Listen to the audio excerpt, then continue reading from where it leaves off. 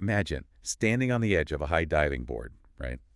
And you're telling yourself you'll finally jump as soon as you feel brave. But the bravery actually only comes during the fall. Exactly. So today we are taking a deep dive into Karrie Massotti's blog.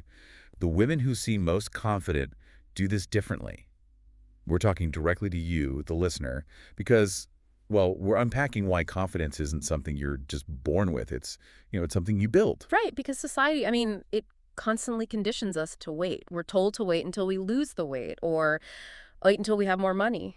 Oh, or wait for the absolute perfect time before we grant ourselves permission to feel confident. Yeah, and that's the trap. It really is. Yeah. When Karrie said confident women stop waiting to feel confident before they start, that really landed for me. Like, how many times do we hold ourselves back from the starting line just waiting for that magical feeling of readiness to arrive? Too many times, honestly.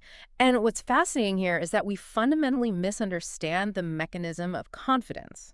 We look at it like a genetic trait, right? Like you either have it or you don't. Right, exactly. Well, Like eye color. yes, exactly.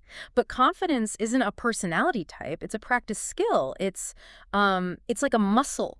I mean, you can't wait for your muscles to get big before you start lifting weights. Oh, wow. That makes so much sense. Right. The heavy lifting is actually what breaks down the fiber so the muscle can grow. Yes, yes, I know exactly what you mean.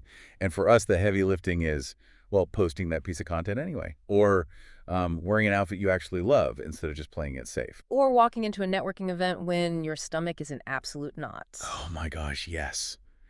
And this made me realize I lived this firsthand. When I was tasked with leading a massive new research project a few years ago, I was terrified. I remember that you were so stressed. I really was. Yeah. I thought I needed to feel like an authoritative expert before I could lead the first meeting. But the truth is, I only gained that confidence after I took action and just started, stumbling through the daunting work. Which proves the point perfectly. I think most people are waiting for confidence, while confident people are busy collecting evidence. Wow. Collecting evidence. Okay, but let me push back on that for a second.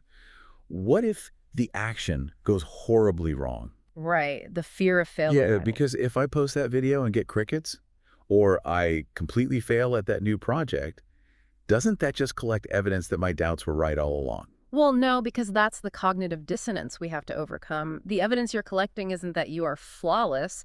The evidence is that you survived. Oh, I see. Took up a risk, you failed, and the world didn't end.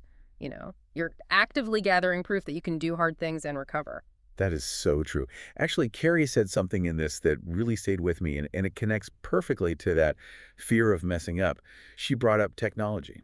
Oh, right, the tech piece. Yeah, she talked about women who delay their goals because they tell themselves they simply aren't, tech people. Which is such a common paralysis. Completely. I mean, I still get sweaty palms trying to learn a new piece of editing software. Yeah. We sit there waiting to suddenly feel knowledgeable instead of just clicking the button and seeing what happens. Because the technology, it isn't actually the hurdle. The lack of self-trust is. Exactly. When you just click the button and try, you are building microtrust. You're basically teaching your brain, hey, we can figure this out as we go. I love how Karrie explained the difference between confidence and self-trust.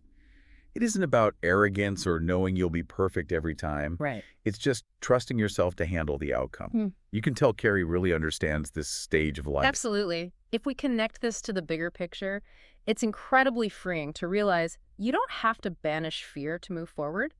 The most confident women you see around you, they aren't fearless. They really aren't. They have the exact same doubts. They just don't let those doubts dictate their actions. So if you've been waiting until you feel ready, you'll really want to read Karrie's full blog.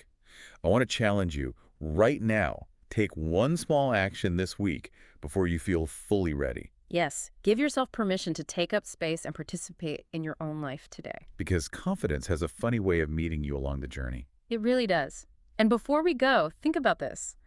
If confidence is just a ledger of evidence we've collected through action, what positive evidence are you actively ignoring today simply because it doesn't fit your internal narrative of self-doubt? You can read the full blog, explore more confidence resources at the Sparkle Lounge, and discover tech confidence with Karrie at karriemassotti.com.